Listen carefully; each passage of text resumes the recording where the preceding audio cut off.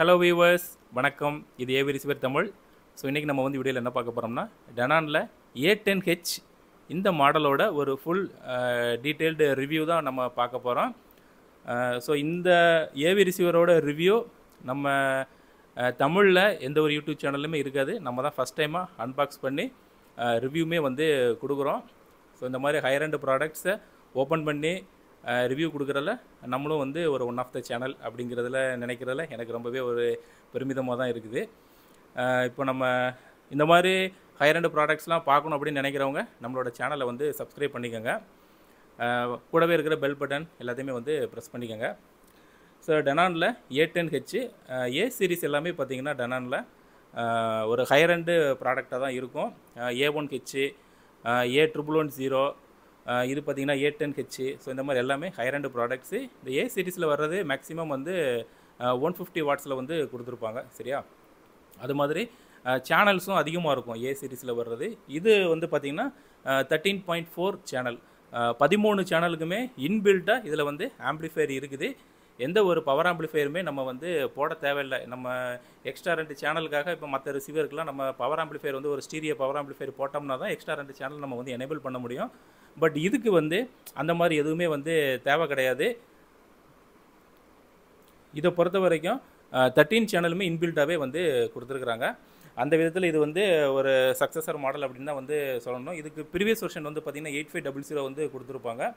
But இது வந்து அதற்கு நெக்ஸ்ட் மாடல். ஸோ செட்டை பொறுத்த வரைக்கும் ஆஸ் யூஷுவல் உங்களுக்கு ஃப்ரண்ட் போர்ஷனை பொறுத்த வரைக்கும் எல்லாமே எல்லா ரிசீவர்லையுமே இருக்கிற மாதிரி தான். இந்த சைடு வந்து இன்புட் செலக்டரு, இது வந்து மாஸ்டர் வால்யூமு, இது வந்து டிஸ்பிளே.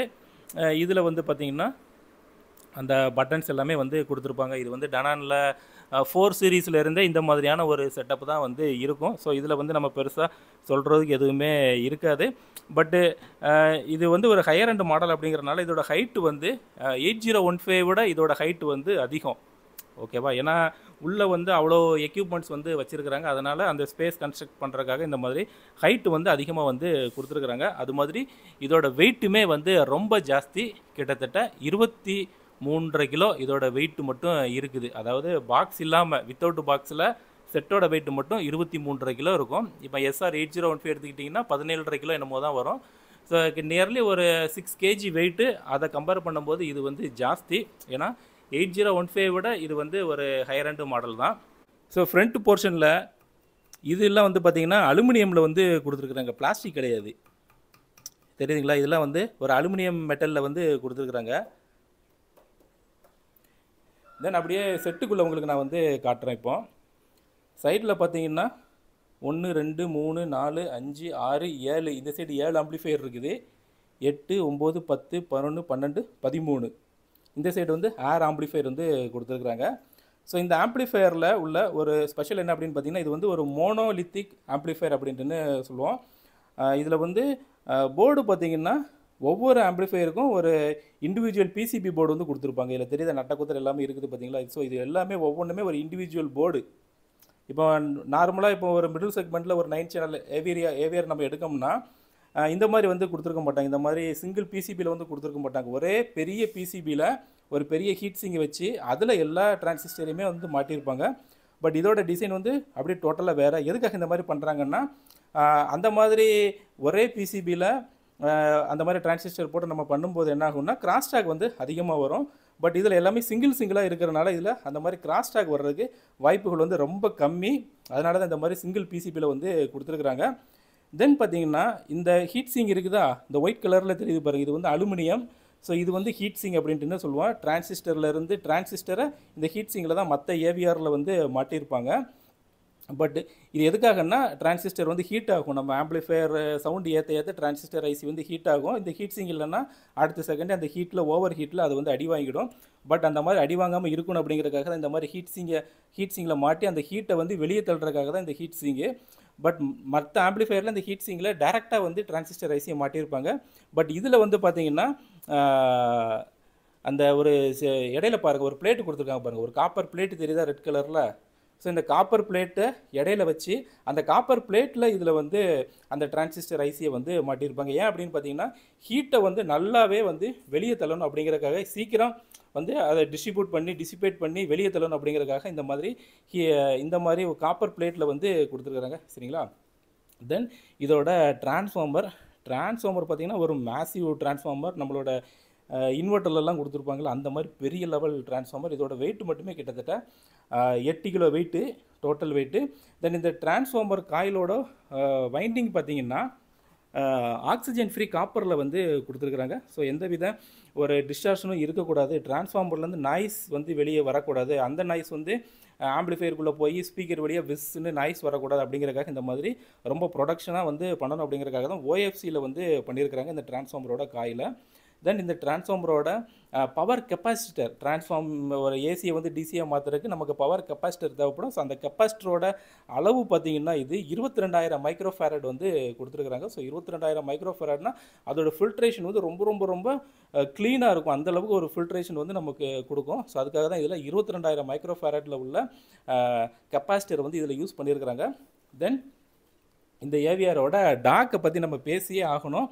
தென் 2020க்கு அப்புறம் டெனான் மரான்ஸ் வந்து பார்த்திங்கன்னா டெக்ஸஸ் இன்ஸ்ட்ருமெண்ட்க்கு வந்து மாறிட்டாங்க அப்படிங்கிற மாதிரி நிறைய ஆர்டிக்கலில் நீங்களே வந்து படிச்சிருப்பீங்க. ஏன்னா ஏகேஎம் தான் அவங்க வந்து யூஸ் பண்ணிக்கிட்டு இருக்கிறது, ஜப்பானில் உள்ளது தான் ஏகேஎம் டாக்கு. ஸோ அந்த ஏகேஎம் தான் வந்து அவங்களோட ஹையர் அண்ட் ஏவி ரிசீவர் எல்லாமே வந்து போட்டுக்கிட்டு இருந்தாங்க. பட் அது ஃபயர் ஆன பிறகு இவங்க அப்படியே வந்து டெக்ஸஸ் இன்ஸ்ட்ருமெண்ட்க்கு வந்து மாறியிருப்பாங்க. ஈவன் அது SR 8015 கூட டெக்ஸஸ் இன்ஸ்ட்ருமெண்ட் தான். ஸோ அந்த டெக்ஸஸ் இன்ஸ்ட்ருமெண்ட்டில் உள்ள டாக் வந்து பார்த்திங்கன்னா பிசிஎம் டாக்காக தான் இருக்கும் எல்லாமே. ஒரு மிடில் செக்மெண்ட்டில் போடக்கூடிய ஏவிஆரில் உள்ள அந்த டாக் தான் வந்து ஈவன் அந்த SR 8015 கூட அவங்க யூஸ் பண்ணியிருந்தாங்க. பட் இதில் வந்து என்ன டாக் யூஸ் பண்ணியிருக்காங்கன்னா ஆடியோஃபைல் கிரேடு டாக் வந்து யூஸ் பண்ணியிருக்கிறாங்க. அதாவது இஎஸ்எஸ் அந்த டாக் வந்து யூஸ் பண்ணியிருக்கிறாங்க. இஎஸ்எஸில் 2 சேனல் டாக் வந்து 9 யூஸ் பண்ணியிருக்கிறாங்க. ஏன்னா இது வந்து 13 + 4 17 சேனல். எப்படின்னு பார்த்தீங்கன்னா 13 வந்து ஸ்பீக்கர் அவுட்புட்டும் 4 வந்து பார்த்தீங்கன்னா சப்வூஃபர் அவுட்புட்டும் இருக்குது. ஸோ டோட்டலாக 17 வந்து இதில் இருக்குது. ஸோ 17 அப்படிங்கிறனால அவங்க 9x2 9 டாக் வந்து இஎஸ்எஸில் வந்து யூஸ் பண்ணியிருக்கிறாங்க, ஸ்டீரியோ டாக்கு. ஸோ இந்த இஎஸ்எஸ் தான் வந்து பார்த்தீங்கன்னா ஒரு ஆடியோஃபைல் கிரேடு டாக்கு. ஓகேவா? இது வந்து அந்த SR 8015 கூட கிடையாது. இப்போ லேட்டஸ்ட்டாக வந்து சினிமா 30 கொடுத்துருப்பாங்க, தென் AV 10 கொடுத்துருப்பாங்க, தென் டெனானில் ஏ சீரீஸில் ஃபுல்லாக இந்த மாதிரி இஎஸ்எஸ் டாக் வந்து கொடுத்துருப்பாங்க. ஸோ இந்த இஎஸ்எஸ் டாக்கு போட்டால் அதோட கிளாரிட்டி வந்து அப்படியே ஒரு 100 டைம்ஸ் வந்து இன்க்ரீஸ் ஆகிற மாதிரி இருக்கும். அந்தளவுக்கு இதோட கிறிஸ்டல் கிளியரான கிளாரிட்டி வந்து இருக்கும். அதுக்காக தான் இந்த மாதிரி இஎஸ்எஸ் டாக் வந்து யூஸ் பண்ணுறது. அதுக்கப்புறமேட்டு நம்ம ஆம்பிளிஃபையரில் பார்க்கக்கூடியது வந்து பார்த்திங்கன்னா சிக்னல் டு நாய்ஸ் ரேஷியோ வந்து எவ்வளோ இருக்குது அப்படிங்கிறத வந்து பார்க்கணும்.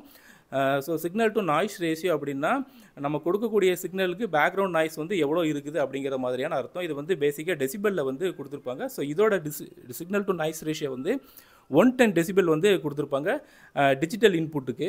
சரியா? இதோட லைன் லெவல் இன்புட்டாக இருக்கட்டும், இல்லாட்டி லைன் லெவல் அவுட்புட்டாக இருக்கட்டும், அதுக்கு வந்து பார்த்திங்கன்னா 102 dB வந்து கொடுத்துருப்பாங்க. ஸோ இதில் நம்ம எல்லாமே HDMI, அதாவது டிஜிட்டல் இன்புட் தான் எல்லாமே நம்ம கொடுக்க போகிறோம். ஸோ டிஜிட்டல் இன்புட்டில் இதோட சிக்னல் டு நாய்ஸ் ரேஷியோ 110 வந்து கொடுத்துருப்பாங்க. இதே SR 8015 பார்த்துக்கிட்டிங்கன்னா 104 தான் வந்து கொடுத்துருப்பாங்க. ஸோ 6 டெசிபல் இது வந்து கூட இருக்குது. ஸோ இந்த மாதிரி higher signal to noise ratio இருந்தால் தான் அதோட நம்ம கிளாரிட்டி, வோக்கல் கிளாரிட்டியாக இருக்கட்டும், என்ன ஒரு கிளாரிட்டியாக இருக்கட்டும், நமக்கு வந்து நல்ல கிறிஸ்டல் கிளியராக வந்து கிடைக்கும். ஹையராக இருக்கக்கூடிய சிக்னல் டு நாய்ஸ் ரேஷியோ தான் வந்து ஒரு நல்ல ஏவி ரிசீவர் அப்படின்ட்டு வந்து நம்ம சொல்லலாம். ஹையர் இஸ் பெட்டர் அப்படின்னு கூட நீங்கள் வந்து வச்சுக்கலாம். ஓகேவா? ஸோ அந்த லெவலில் இது வந்து 110 dB வந்து கொடுத்துருக்குறாங்க. தென் இதோட ரியர் பாகத்தில் பார்த்தீங்கன்னா எல்லாமே 8K இன்புட்டு, தென் 3 வந்து வீடியோ அவுட்புட்டு. அதில் வந்து 1 ARC EARC வந்து சப்போர்ட் பண்ணக்கூடியது. தென் 2 ஆப்டிக்கல், கோஆக்சியல், ப்ளூடூத், ஒய்ஃபை எல்லாமே கொடுத்துருக்குறாங்க. இது வந்து எல்லாமே அனலாக் இன்புட்டு. தென் Zone 2ல் பார்த்தீங்கன்னா 2 ப்ரீ அவுட் வந்து கொடுத்துருக்குறாங்க, Zone 2 அண்ட் Zone 3. தென் இது எல்லாமே 13 சேனலுக்கு உண்டான RCA line level output, pre out அப்படின்ட்டு நம்ம சொல்லுவோம் இல்லையா. நம்ம எக்ஸ்டர்னல் பவர் ஆம்பிளிஃபையர் வந்து போடணும்னா இதில் நம்ம வந்து கனெக்ட் பண்ணிக்கலாம். தென் இதில் 4 சப்வூஃபர் வந்து கொடுத்துருக்குறாங்க. இதில் 3ல் வந்து சப்வூஃபர் வந்து கனெக்ட் பண்ணிக்கலாம். 4வது சப்வூஃபரில் டாக்டைல் டிரான்ஸ்டியூசர் அப்படின்ட்டு சொல்லுவாங்க. நிறைய பேருக்கு அது தெரியுமா என்னன்ட்டு எனக்கு தெரியல. அது வந்து ஒரு சின்ன டிவைஸ் மாதிரி இருக்கும், டாக்டைல் டிரான்ஸ்டியூசர் அப்படிங்கிறது. அதை வந்து நம்ம சோஃபாக்கு அடியில் நம்ம வந்து ஃபிக்ஸ் பண்ணிட்டோம்னா சப்வூஃபர் வர்ற இடத்துலலாம் சோஃபாவில் வந்து வைப்ரேட் ஆகும், விருன்ட்டுன்னு வைப்ரேட் ஆகும். ஸோ அந்த ஒரு எக்ஸ்ட்ரா வைப்ரேஷனுக்காக அந்த டாக்டைல் டிரான்ஸ்டியூசர் வந்து யூஸ் பண்ணுறது. அது வந்து சப்வூஃபர் 4ல் நம்ம வந்து யூஸ் பண்ணிக்கலாம். ஓகேவா? தென் இது எல்லாமே ட்ரிகர் இன்புட் அவுட்புட் வந்து கொடுத்துருப்பாங்க. நம்ம எக்ஸ்டர்னல் பவர் ஆம்பிளிஃபையர் கனெக்ட் பண்ணும்போது இதெல்லாம் வந்து யூஸ் ஆகும். தென் இது எல்லாமே 13 சேனலுக்கு உண்டான பவர் ஸ்பீக்கர் டெர்மினல்ஸ் எல்லாமே வந்து பார்த்தீங்கன்னா பனானா பிளக்இன் செட் பண்ணுற மாதிரியான ஸ்பீக்கர் டெர்மினல்ஸ் தான் இதில் வந்து கொடுத்துருக்காங்க. தென் செட்டு எங்கே உள்ளது அப்படின்னு பார்த்தீங்கன்னா மேட் இன் ஜப்பான். இது வந்து ஒரு ஹையர் அண்ட் மாடல் அப்படிங்கிறனால இது டேரெக்டாக ஜப்பானில் உள்ள அவங்களோட ஷிரோகாவா ஃபேக்ட்ரியிலேருந்து ரெடியாகி வந்தது தான் இது. ஓகேவா? ஓகே விவர்ஸ், இப்போ ஆல்மோஸ்ட் இந்த செட்டை பற்றி ஒரு கிறிஸ்டல் கிளியரான ஒரு ஐடியா வந்து உங்களுக்கு கிடச்சிருக்கும் அப்படின்ட்டு நினைக்கிறேன். ஸோ இந்த மாதிரியான ஒரு ஹையர் அண்ட் ஏவி ரிசீவர் நீங்கள் வாங்கணும் அப்படின்னு நினச்சிங்கன்னா கூட நம்மளை வந்து தாராளமாக காண்டாக்ட் பண்ணிக்கலாம். அடுத்தடுத்து வரக்கூடிய வீடியோஸில் இந்த ஏவி ரிசீவரை பற்றி நம்ம இன்னும் நம்ம செட் ஆன் பண்ணி இதோட சவுண்டெல்லாம் எப்படி இருக்குது, இது நம்ம எப்படிலாம் கேலிப்ரேஷன் பண்ணலாம் அப்படிங்கிறத பற்றி நம்ம டீட்டெயில்டாக பார்க்கலாம். ஓகே விவர்ஸ், மீண்டும் அடுத்த வீடியோவில் சந்திக்கலாம். தேங்க்யூ, தேங்க்ஸ் ஃபார் வாட்சிங்.